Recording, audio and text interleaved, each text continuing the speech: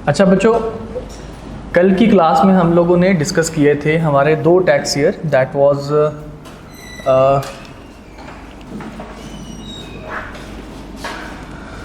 Normal tax year और special tax year. Normal tax year जो थे, नॉर्मल टैक्स ईयर क्या था? 12 महीने का साल जो कि ख़त्म कब होता है? 30 जून को, और डिनोट किया जाता है उस कैलेंडर ईयर से जहाँ पे 30 जून फॉल कर रही हो। ठीक है। स्पेशल टैक्स ईयर ये भी 12 महीने का साल जो कि ख़त्म कब होता है? Any date other than 30th June, और इसको डिनोट किया जाता है उस नॉर्मल टैक्स ईयर से कि जिसमें इसकी क्लोजिंग डेट फॉल कर रही होती है। तो इस चीज़ को रिकॉल करने के लिए एक दो एग्जांपल्स हम लोग देखते हैं, उसके बाद फिर हम तीसरी चीज़ की तरफ मूव ऑन करते हैं। देखिए बेटा,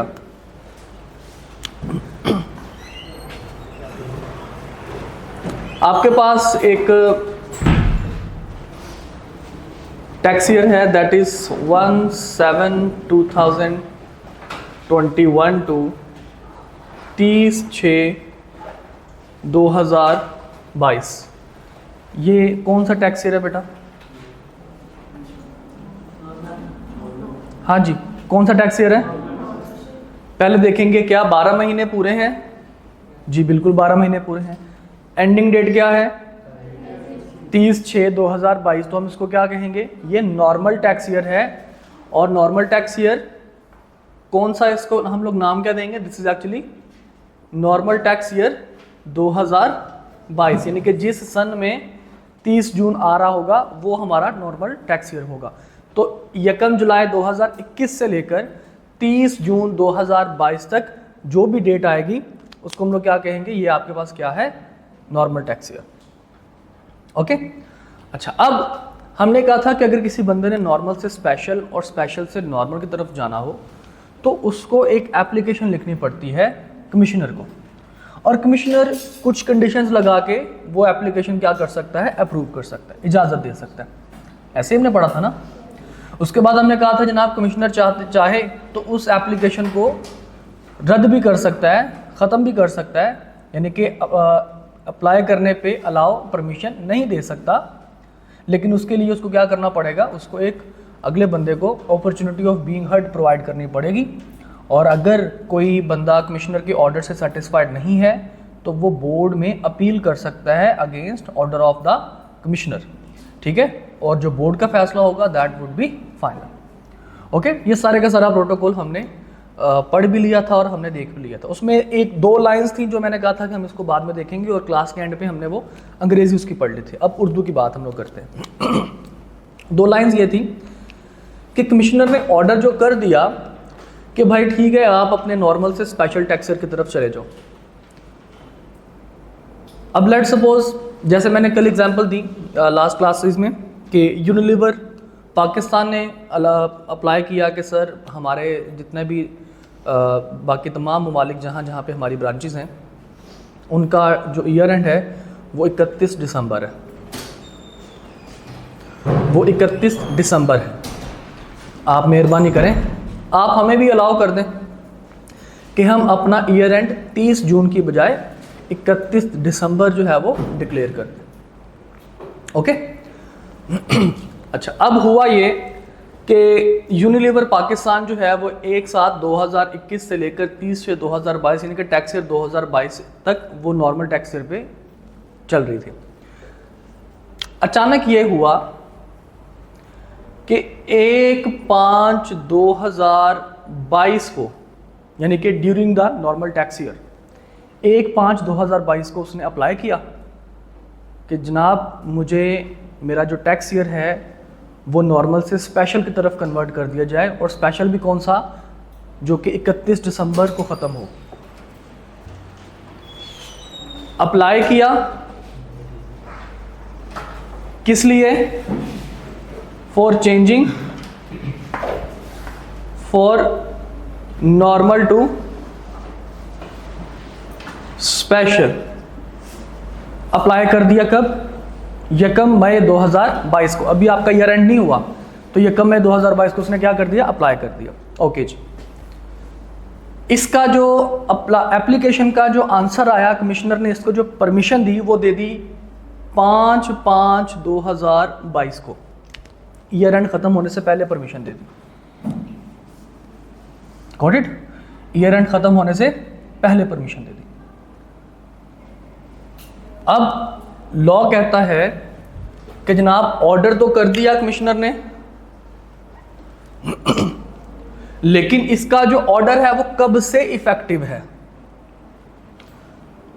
तो दो लाइंस जो हमने दरमियान में रखी थी वो लाइंस यही बता रही थी कि आपके पास जब कमिश्नर ऑर्डर कर देता है किसी भी टैक्स रेट को चेंज करने का, तो उसका ऑर्डर इफेक्टिव होता है from the end of the previous year. यानी कि एक दो टर्म मैं यहां पे यूज करूंगा, चेंज्ड टैक्स ईयर और prior to change. Changed tax year और prior to change. Prior to change का मतलब होता है चेंज होने से पहले वाला जो साल था।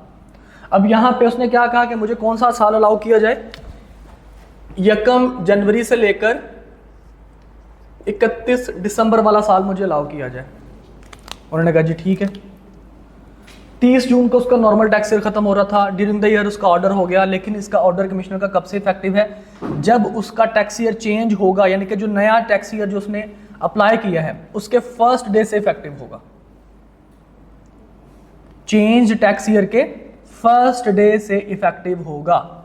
मतलब उसने अलाउ तो कर दिया, ऑर्डर कर दिया कब, 5 मई को, लेकिन अब इसका टैक्स ईयर कब चेंज हो रहा है, उसने कहा जी मुझे चाहिए जो 31 दिसंबर को खत्म हो।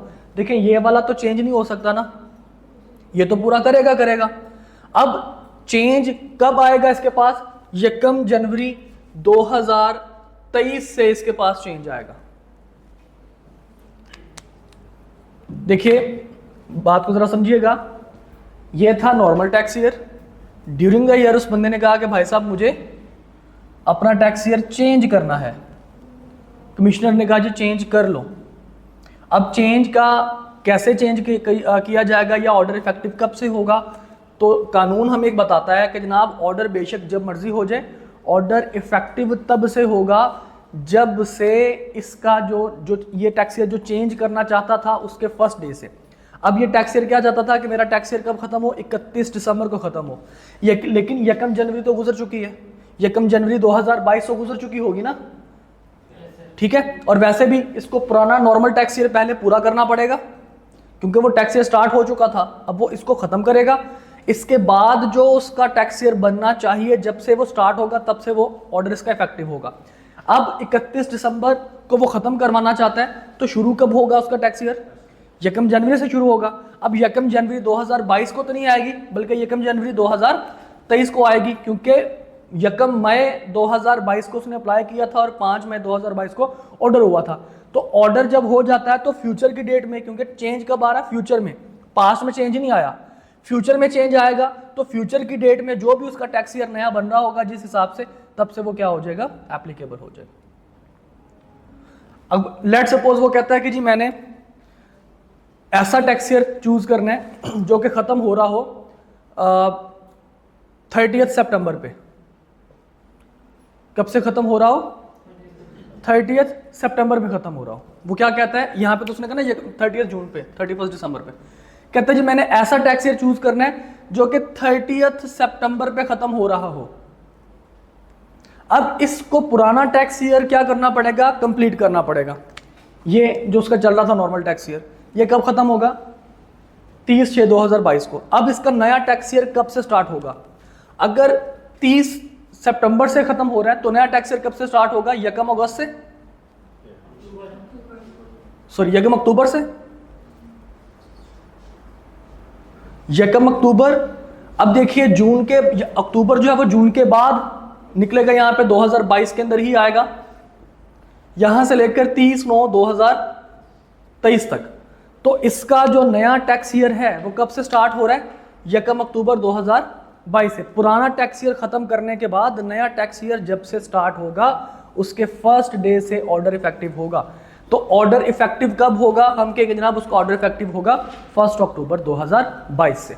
और अगर वो चाहता है जनाब उसका ईयर एंड हो 31 दिसंबर पे, 31 दिसंबर पे उसका ईयर एंड हो, तो हम क्या कहेंगे कि अब क्योंकि उसका अगर ईयर एंड 31 दिसंबर पे करना चाहता है तो ईयर स्टार्ट कब से होगा? 1 जनवरी से। 1 जनवरी से स्टार्ट करने का क्या मतलब है कि अब देखना पड़ेगा कि जून के बाद जनवरी कब आएगा। तो 30 जून 2022 के बाद जनवरी आएगा 1 जनवरी 2023 में जाके। तो 1 जनवरी 2023 को इसका ऑर्डर इफेक्टिव होगा। नहीं समझ आ रही बात की? किसी बच्चे को समझ ना आ रही हो? हाँ जी बेटा, अभी बताते हैं, रुको जरा, सब्र करो। अभी तो हम सिर्फ उस चीज पे चल रहे हैं कि ऑर्डर इफेक्टिव कब से होगा। ऑर्डर इफेक्टिव कब से होगा, ये समझ में आ गया बेटा? जी दोबारा सुन, बहुत अच्छे। अभी तुम कब ये किस टाइम आया? अच्छा दोबारा सुन लो ध्यान से।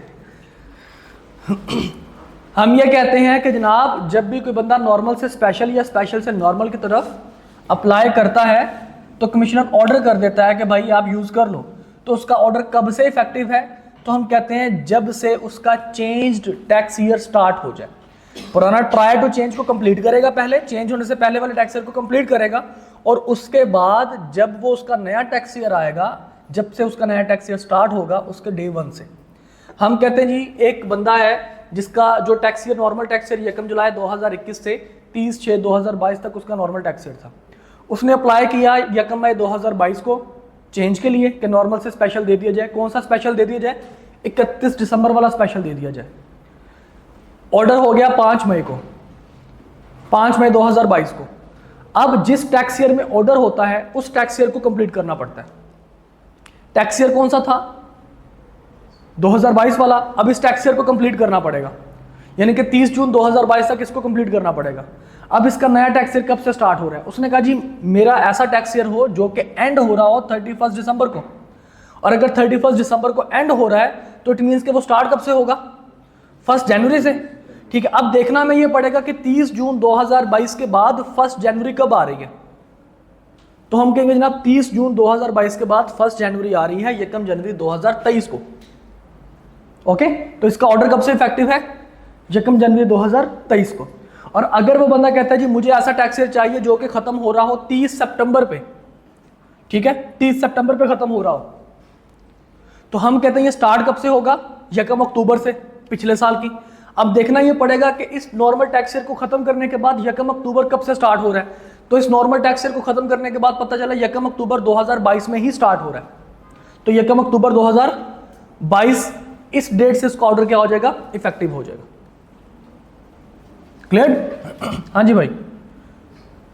ऑर्डर इफेक्टिव होने का और मतलब तब से इसका अब से मान लिया जाएगा कि जनाब इसका टैक्स ईयर ये नहीं है, ये है।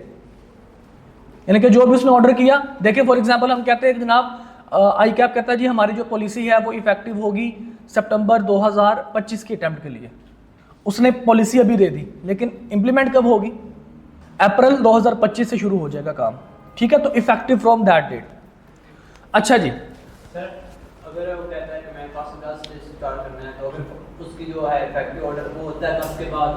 फिर जिस टैक्स ईयर में उसने ऑर्डर किया कमिश्नर ने, उस टैक्स ईयर को कंप्लीट करना पड़ेगा। वो कहता है कि मेरे पास 50 से शुरू करना है, वो कहता है जी मैंने ऑर्डर देता है 10 सितंबर में। नहीं बेटा देखो, फॉर एग्जाम्पल उसने देखो ना, अब ये टैक्स ईयर था, अब ये गुजर गया, उसने जनाब कह दिया कि जी लेट सपोज 1/5/2022 को उसने ऑर्डर दिया, अप्लाई किया। ऐसे होता नहीं, लेकिन फिर भी आपको मैं बता देता हूँ। उसने जो ऑर्डर किया, ये तो अप्लाई उसने कर दिया यहाँ पे। उसने जो ऑर्डर पास किया, उसने ऑर्डर पास किया 3/7/2022 को। ठीक है, 3/7/2022 को। अब 3/7/2022 को टैक्स ईयर 2023 शुरू हो गया। अब उसके ऑर्डर के बाद इस पूरे टैक्स ईयर को, टैक्स ईयर 2022-23 को क्या करना पड़ेगा? कंप्लीट करना पड़ेगा। उसके बाद जब उसका नॉर्मल टैक्स ईयर उसके बाद उसका चेंज टैक्स ईयर आएगा, तब से उसका ऑर्डर इफेक्टिव होगा। ओके, देखिए जी। अच्छा, अब यहां तक कोई मसले मसाइल, ऑर्डर की इफेक्टिवनेस का कोई प्रॉब्लम हो? All okay? अच्छा जी, अब जब हमने ऑर्डर पास कर दिया कि जनाब आप आइंदा के बाद क्या कर लें, आप यकम जनवरी 2023 से लेकर यकम 31 दिसंबर 2023 वाला टैक्स ईयर चूज कर सकते हैं, मतलब नॉर्मल से स्पेशल की तरफ आप मूव ऑन कर सकते हैं। ये नॉर्मल टैक्स ईयर कौन सा है? ये नॉर्मल टैक्स ईयर कौन सा है? This is tax year 2022। और ये नॉर्मल है कि स्पेशल है? स्पेशल है। ये स्पेशल टैक्स ईयर कौन सा है? ये स्पेशल टैक्स ईयर कौन सा है? Tax year 2024। ये 22 है, ये 24 है। 22 का टैक्स पूरा करने के बाद अब उसका टैक्स ईयर 2024 में स्टार्ट हो रहा है। तो भाई 23 किधर गया? 23 कहाँ गया? भाई साहब कौन सा स्टार्ट 23 में हुआ? ये भी 2024 ही है, स्टार्ट 23 में थोड़ी है। ये टैक्स ईयर की हम बात कर रहे हैं, टैक्स ईयर, ठीक है। वो 2 यकम जनवरी 2023 से लेकर 31/12/2023 तक ये स्पेशल टैक्स ईयर है, ठीक है, 2024 का। ये पूरे का पूरा टाइम स्पेशल टैक्स ईयर 2024 का। आप आए थे कल? लेट आए थे। स्पेशल टैक्स ईयर सर वो नॉर्मल टैक्स ईयर होता है सर। स्पेशल का रूल ये है कि स्पेशल टैक्स ईयर 12 महीने का है, उसके बाद ये 30 जून के अलावा किसी और डेट पे एंड होता है, ठीक है। और जिस नॉर्मल टैक्स ईयर में इसकी क्लोजिंग डेट फॉल करती है, इसको उसी टैक्स ईयर से डिनोट करते हैं। अब 31 दिसंबर 2023 कौन सा नॉर्मल टैक्स ईयर है? Tax year 2024। इस वजह से हम इसको क्या कहेंगे? This is special tax year 2024। Got it? अच्छा जी, अब सुन ले बेटा, हमने कहा जी प्रायर टू चेंज ये था, ऑर्डर पास होने के बाद आइंदा के बाद उसका टैक्स ईयर यकम जनवरी से स्टार्ट हुआ करेगा, लेकिन यकम जनवरी कब आ रही है? 2023 में आ रही है। दरमियान में जो उसका टाइम है, कहां से लेकर कहां तक? 1/7/2022 से लेकर 31/12/2022 तक, ये जो टाइम है, ये वो क्या करेगा? फिर यहाँ पे कुछ भी नहीं करेगा, यहाँ पे कोई रिटर्न फाइल नहीं करेगा, सिर्फ चुप करके बैठ जाएगा। जितना मर्जी फ्रॉड करता रहे, जितना मर्जी इनकम जनरेट करता रहे। हम कहते नहीं, ऐसा नहीं है। ये उसका बनेगा ट्रांजिशनल टैक्स ईयर। और कौन सा ट्रांजिशनल टैक्स ईयर? देखिए इसकी क्लोजिंग डेट कौन से साल में आ रही है? टैक्स ईयर 2023 में आ रही है। कौन से नॉर्मल टैक्स ईयर में आ रही है इसकी क्लोजिंग डेट? 2023 में आ रही है। ओके, तो इस वजह से टैक्स ईयर 2022 पूरे 12 महीने का, टैक्स ईयर 2024 पूरे 12 महीने का, टैक्स ईयर 2023 ये 12 महीने का नहीं, ये सिर्फ और सिर्फ 6 महीने का होगा। इसी वजह से तो इसको हम लोग ट्रांजिशनल ईयर बोलते हैं। मैं बार बार आपको वो बता रहा था कि 12 महीने का साल, 12 महीने का साल, आप समझ रहे थे कि बस एमए बोली जा रहा है। तो ट्रांजिशनल टैक्स ईयर की डेफिनेशन करते हुए उसने कहा कि ये 12 महीने से कम वाला साल है। भाई साहब, ट्रांजिशनल टैक्स पीरियड हम इस वजह से नहीं कहते कि अगर हम इसको ट्रांजिशनल टैक्स पीरियड कहेंगे तो फिर हमें बाकी को भी पीरियड कह देना चाहिए। ठीक है, हाँ हाँ, पीरियड और ईयर में क्या फर्क है? फिर पीरियड एक टाइम होता है, तो ईयर क्या है? ये 12 महीने का। जब आपको वो ऑर्डिनेंस कहता है कि जनाब ईयर जो है ये ट्रांजिशनल टैक्स ईयर ये 12 महीने से कम का है, देन फिर कोई ईयर नहीं रहेगा, क्या रहेगा?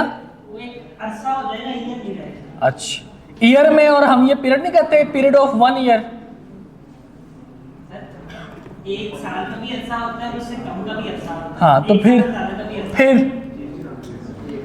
यही कि सर ईयर की बजाय पीरियड या टाइम बेहतर लगता है। सर बिल्कुल ठीक है सर, आप इंशाल्लाह एफबीआर के चेयरमैन बने, आप जाके चेंज कर दीजिएगा। ठीक है, क्या कह सकते हैं आप इसमें? जी बेटा। सर ये ट्रांजिशनल टैक्स ईयर हमने जो टैक्स ईयर उससे पिछले वाले में जी, अब इसकी डेफिनेशन की तरफ हम लोग आते हैं ट्रांजिशनल टैक्स ईयर की। देखिए बेटा, ट्रांजिशनल टैक्स ईयर के बारे में वो क्या बताता है? कहता है जनाब it is lesser than 12 months year, 12 महीनों से कम का ये साल है, ये इसके 12 महीने कभी नहीं होंगे। 12 महीने हो गए तो वो टैक्स ईयर ही बन गया, तो 12 महीने इसके पॉसिबल नहीं है। ये 11 महीने तक जा सकता है, ये 12 महीने इसके पॉसिबल नहीं है। कहता है जी it is lesser than 12 months year starting from end of the prior to change tax year. दोबारा सुन लीजिए, it is lesser than 12 months year starting from end of the prior to change. This is prior to change, ये change होने से पहले का tax year था। This is changed tax year, ये चेंज होने के बाद का टैक्स ईयर है। तो हम क्या कहते हैं जनाब, ट्रांजिशनल टैक्स ईयर के बारे में क्या बताया जाता है, lesser than 12 months, lesser than 12 months tax year starting from prior to change tax year and ending on start of changed tax year. उसने बता दिया कि इसकी स्टार्टिंग डेट क्या है, इसकी एंडिंग डेट क्या है। Starting from prior to starting from end of prior to change tax year and ending on start of change tax year. Got it. तो ये आपके पास क्या बन जाएगा, ट्रांजिशनल टैक्स ईयर। यहां तक मसले मसाइल ऑल क्लियर, कोई प्रॉब्लम? हाँ जी बेटा, कोई इशू? All okay.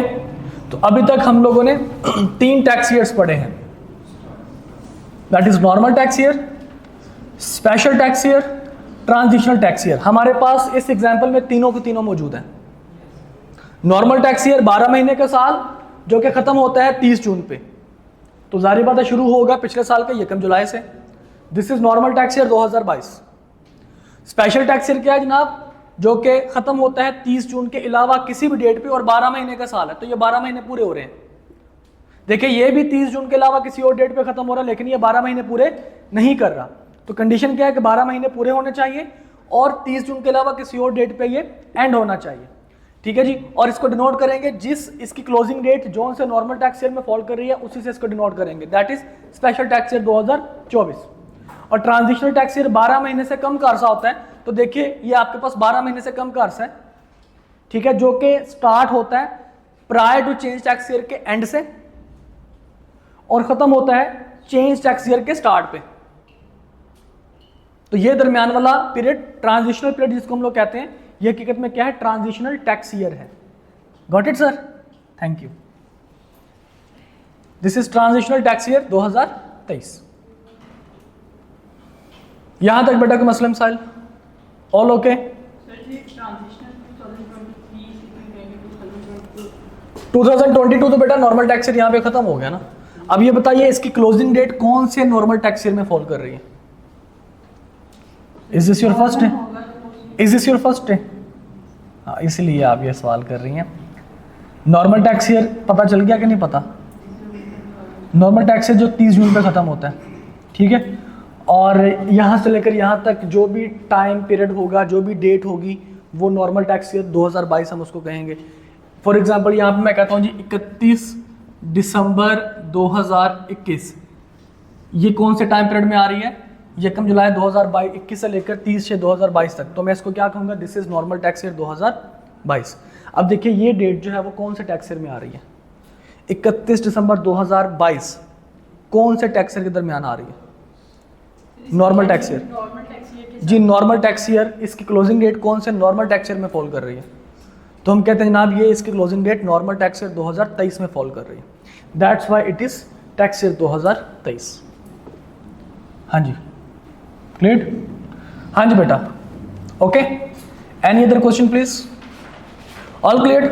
अब छोटी सी जरा 2-4 एग्जांपल्स करते हैं, एग्जांपल्स के बाद हम इंशाल्लाह ताला आगे थोड़ा सा मूव ऑन करेंगे।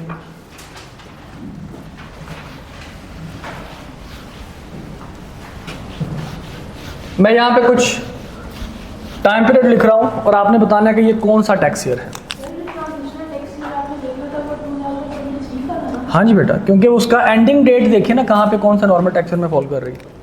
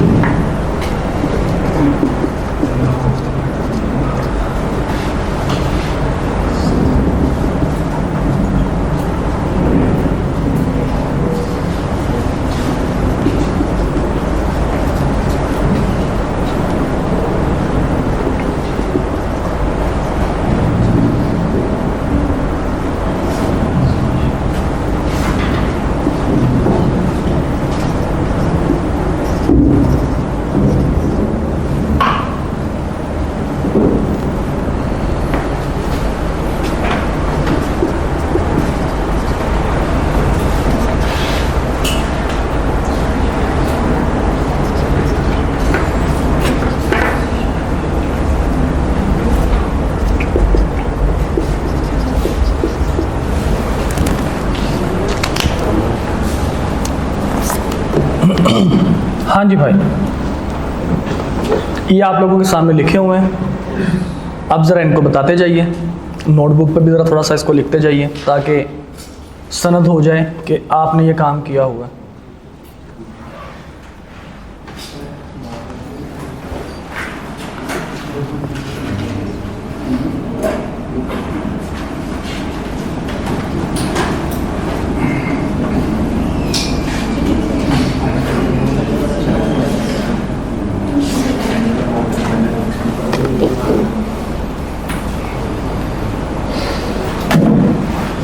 हाँ जी भाई साहब, करते हैं स्टार्ट।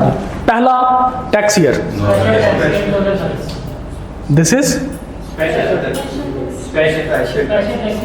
और 2022 में 2021 अभी कह रहे थे सर हमें सबको पता चल गया। काउंट कीजिए, पूरे 12 महीने हैं, पूरे 12 महीने। क्लोजिंग डेट देखिए कौन सी जगह पे है, अदर देन 30th जून। तो this is special tax year. अब देखना है कि कौन सा स्पेशल टैक्स ईयर है। इसकी क्लोजिंग डेट देखिए कौन से टैक्स ईयर में फॉल, नॉर्मल टैक्स ईयर में फॉल कर रही है, 2021 में फॉल कर रही है। 1 जनवरी से लेकर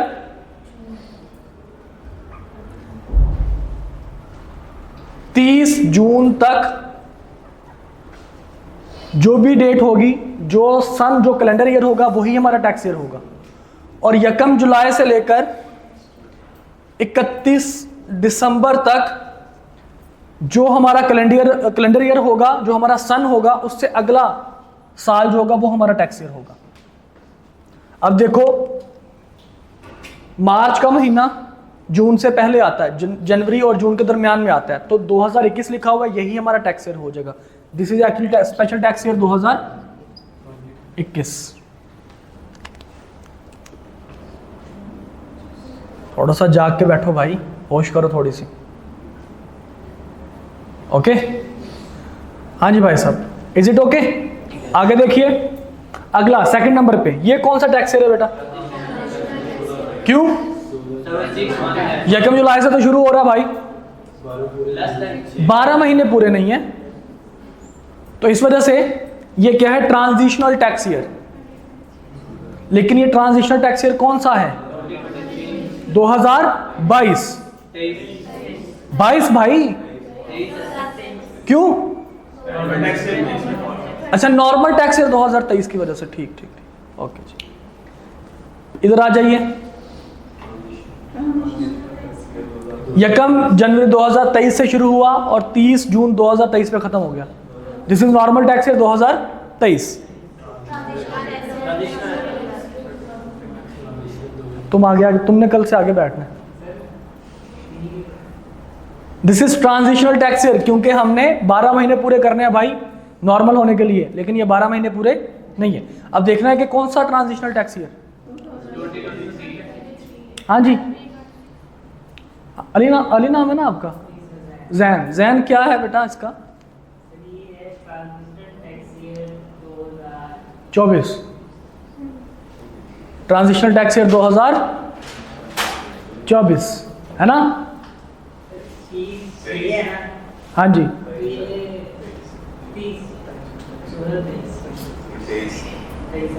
2023 आएगा, क्योंकि नॉर्मल टैक्स ईयर 2023 बन रहा है इसकी क्लोजिंग डेट। इसके बाद जनाब 1 जनवरी 2024 से लेकर 31 दिसंबर 2024 तक ये ट्रांजिशनल नहीं है। क्यों?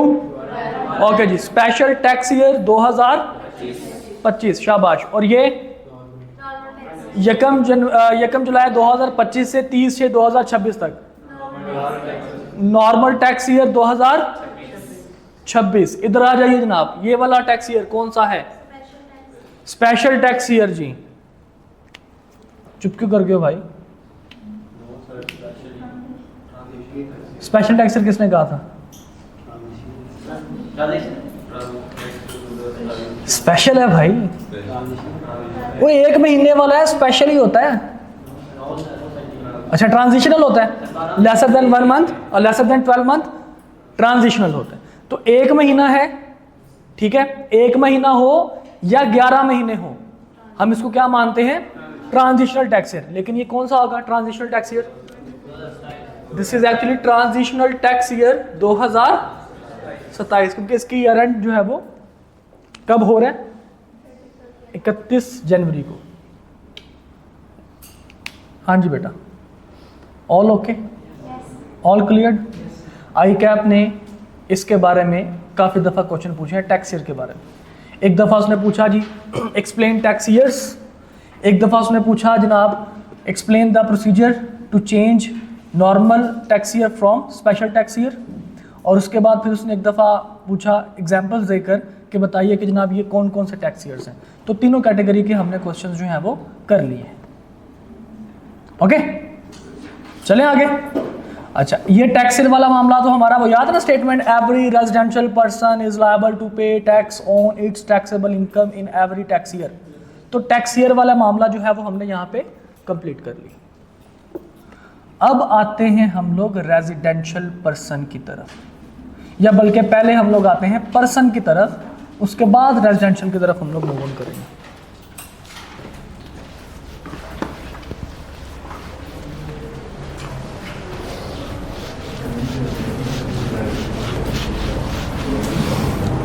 हमने टैक्स वाले से पूछा कि हम पर्सन तो इंसान को मानते आए हैं, बंदे को मानते आए हैं, आप पर्सन टैक्स पर्पस के लिए किस किस को आप पर्सन मानते हैं?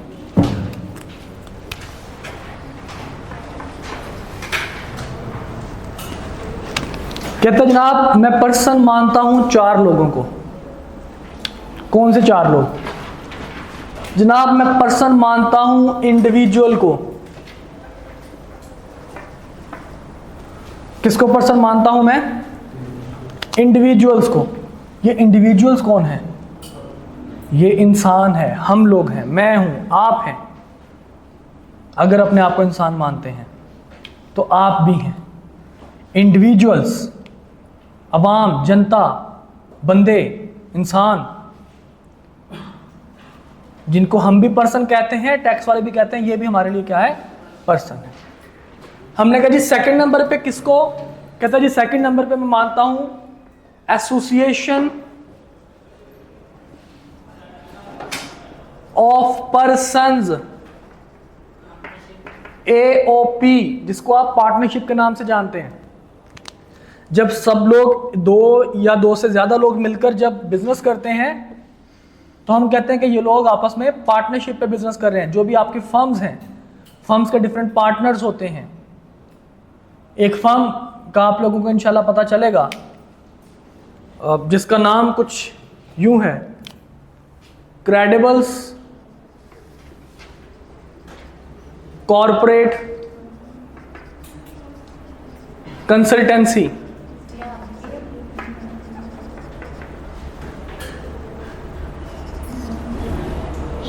इसके 4 पार्टनर्स हैं।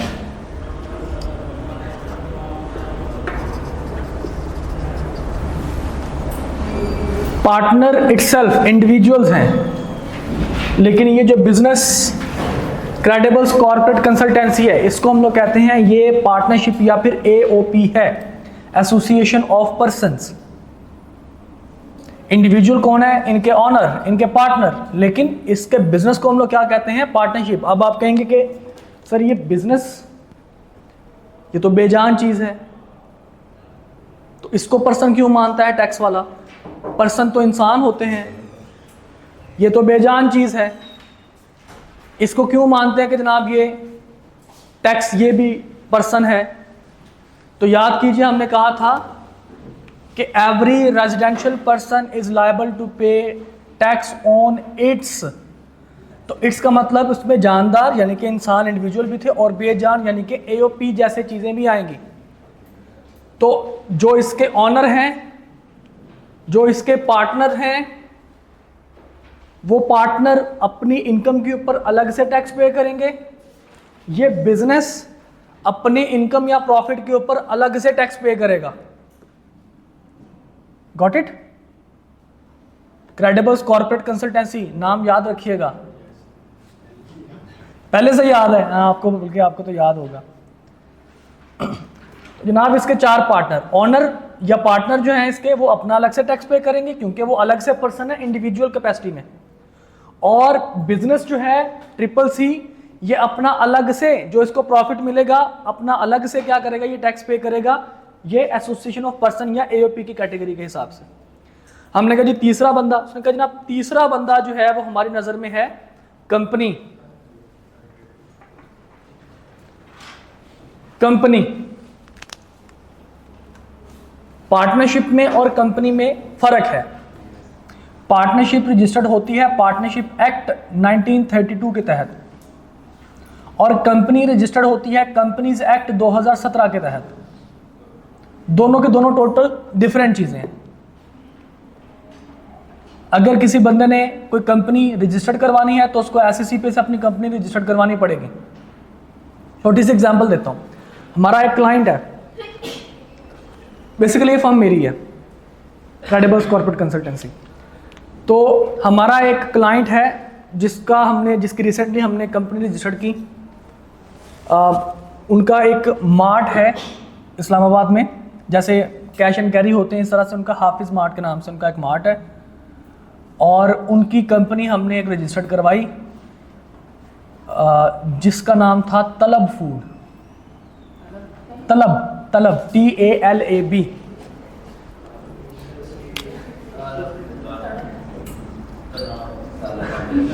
दिस इज तलब फूड्स। बेसिकली उन्होंने शुरू किया था ड्राई फ्रूट्स का काम, तो उन्होंने अपनी कंपनी रजिस्टर्ड करवाई तलब फूड के नाम से। पठान नहीं है, मतलब उसके ज़्यादातर रिश्तेदार फैसलाबाद के ही हैं।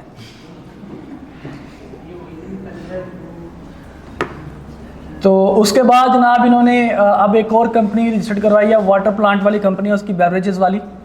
तो उसका जनाब उसने नाम रखा है वतन बेवरेजेस के नाम से। तो बात करने का मकसद ये है कि अब ये तलब फूड प्राइवेट लिमिटेड, इसका पूरा नाम है तलब फूड प्राइवेट लिमिटेड। अब ये तलब फूड प्राइवेट लिमिटेड जो इसका ऑनर है वो कौन है? वो एक इंडिविजुअल है, वो अपनी इनकम के ऊपर अलग से टैक्स पे करेगा। कंपनी उसकी रजिस्टर्ड है, ये अलग से पर्सन है, कंपनी अपने प्रॉफिट के ऊपर अलग से टैक्स पे करेगी। क्यों? क्योंकि टैक्स वाले कंपनी को भी क्या मानते हैं? पर्सन मानते हैं। क्लियर?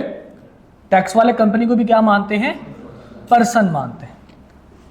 तो हमने कहा जनाब चौथा पर्सन कौन है? उसने कहा जनाब आपका चौथा पर्सन है फेडरल गवर्नमेंट।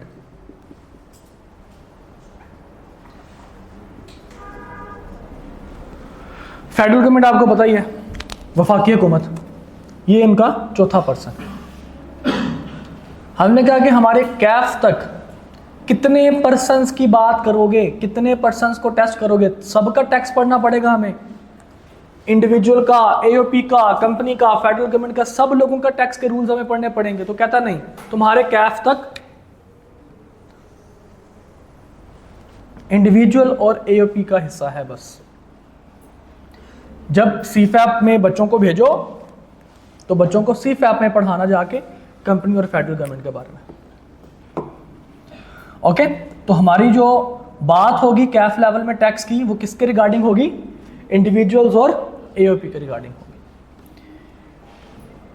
ऑल क्लियर जी? इंडिविजुअल और पार्टनरशिप और कंपनी तो सर पर्सनल है, वो टैक्स देंगे।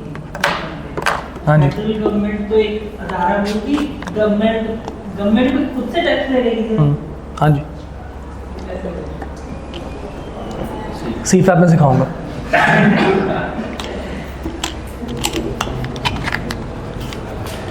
आई एम सीरियस, सीफैप में सिखाऊंगा इंशाल्लाह। यहाँ तक के मसले मसाइल। चले आगे। जैसे कंपनी से तलब इसमें अगर पर्सन ज़्यादा हो तो ये नहीं बेटा, एओपी कंपनी और एओपी में मेजर सबसे बड़ा डिफरेंस यही है कि उसकी रजिस्ट्रेशन का।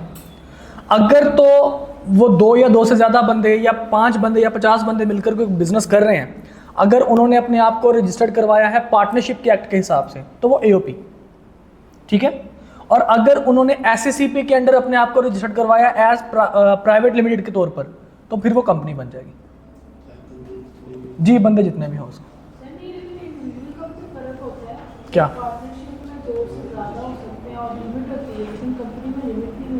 नहीं, वो मेजर डिफरेंस, हम रजिस्ट्रेशन की बात कर रहे हैं, वो तो फिर इसके डेफिनेशन के एतबार से बहुत सारे डिफरेंसेस निकल आते हैं। अब सारे डिफरेंसेस तो नहीं यहाँ पे बताएंगे, हम बताएंगे ज़रूर लेकिन आगे चलकर। हाँ जी बेटा, यहाँ तक के मसले मसाइल। तो टैक्स वाले की नज़र में कितने पर्सन्स हैं, यानी कि जहाँ से वो टैक्स कलेक्ट करता है, इंडिविजुअल, एओपी, कंपनी और फेडरल गवर्नमेंट। चलें जी आगे।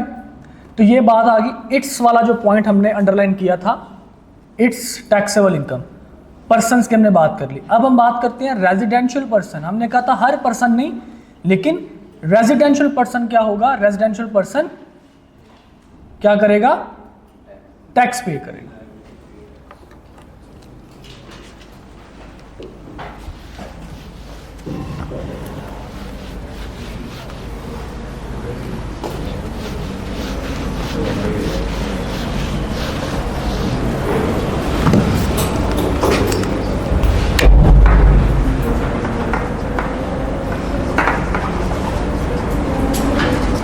अब हर पर्सन का रेजिडेंस अलग अलग है। इंडिविजुअल का रेजिडेंशियल स्टेटस अलग होगा किसी और पैटर्न से, कंपनी को किसी और तरीके से देखेंगे, एओपी को किसी और तरीके से देखेंगे, तो फेडरल गवर्नमेंट तो होती ही रेजिडेंट है, ठीक है जी। तो residential status of individual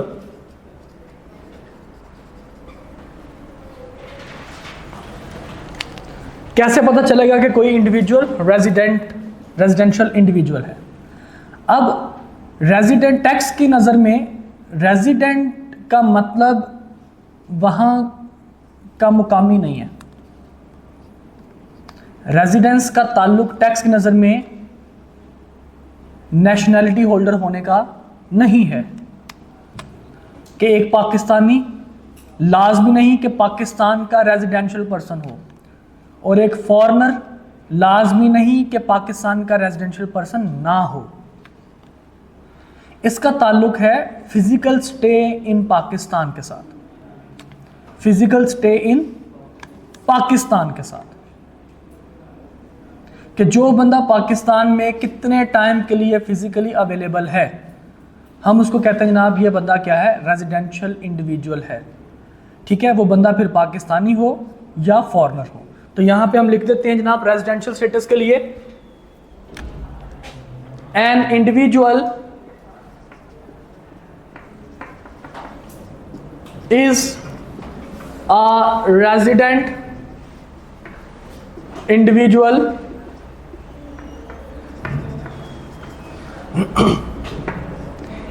if he is physically available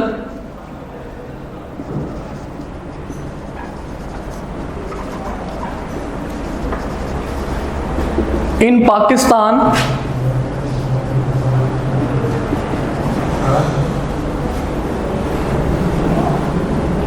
for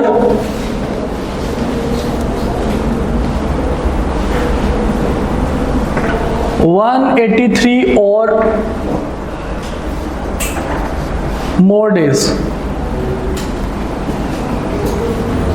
183 दिन, 183 और more days। 365 का जरा हाफ करें, क्या बनता है? 182.5। तो 6 महीने से ज़्यादा, लेकिन ये आपने लिखना नहीं है 6 महीने से ज़्यादा। 183 डेज का मतलब होगा साल के, यानी कि मोर देन 50% ऑफ ईयर, साल के आधे से ज़्यादा टाइम के लिए वो पाकिस्तान में अवेलेबल था। तो कहता है जी 183 और मोर डेज अगर वो पाकिस्तान में अवेलेबल था फिजिकली, तो हम उसको क्या डिक्लेयर कर देंगे कि ये बंदा कौन है? रेजिडेंट इंडिविजुअल है। ठीक है, एक तो ये क्राइटेरिया। दूसरा, इंडिविजुअल के लिए क्राइटेरिया आपके पास क्या है? अब Pakistani national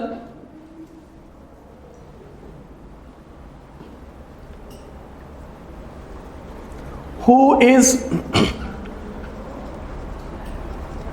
not available in any other country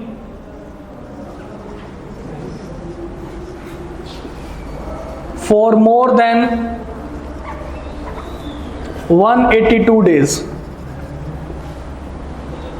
या फिर आम भाषा में आप इसको कह लें ऐसा बंदा जो किसी दूसरे मुल्क का, ऐसा पाकिस्तानी जो किसी दूसरे मुल्क का रेजिडेंट पर्सन या रेजिडेंट इंडिविजुअल नहीं बनता। मैं यहां पे आम भाषा भी लिख देता हूं।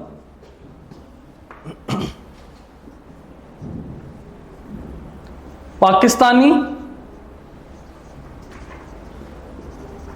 who is not a resident individual of any country। कुछ लोग होते हैं इस तरह के जो 1 महीना एक मुल्क में, 2 महीने दूसरे मुल्क में, फिर इसके बाद जनाब 1 महीना 15 दिन किसी तीसरे मुल्क में, और पूरा साल वो तकरीबन 1 साल में कोई समझ लीजिए कि 12-13 मुल्क हर महीने के अंदर वो मूव कर चुके होते हैं। तो वो किसी भी मुल्क के रेजिडेंट इंडिविजुअल नहीं बन सकते। तो बीइंग पाकिस्तानी वो क्या कहलाएंगे? पाकिस्तान के रेजिडेंट इंडिविजुअल कहलाएंगे। समझ आ रही है बात की? जैसे इसकी सबसे बड़ी एग्जांपल आपको मिल जाती है पायलट्स की। पायलट्स क्या करते हैं जनाब? 10 दिन के लिए किसी एक मुल्क में, 10 दिन के लिए दूसरे मुल्क में, 1 महीने के लिए पाकिस्तान में, 2 महीने के लिए किसी दूसरे मुल्क में। इस तरह से जनाब वो उनका पूरे का पूरा साल गुजर जाता है और किसी भी एक मुल्क में वो टिक के नहीं बैठते।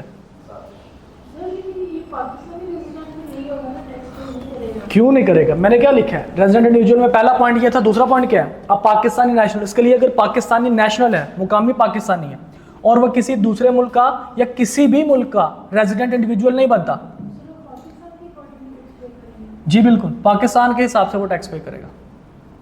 दूसरी कंट्रीज में भी एलिजिबिलिटी क्राइटेरिया 183 जी, अगर पाकिस्तान के अलावा किसी दूसरे मुल्क में 183 और से ज़्यादा का टाइम पीरियड रह रहा है वो, तो इट मीन्स कि वो वहाँ का रेजिडेंट इंडिविजुअल बन जाएगा।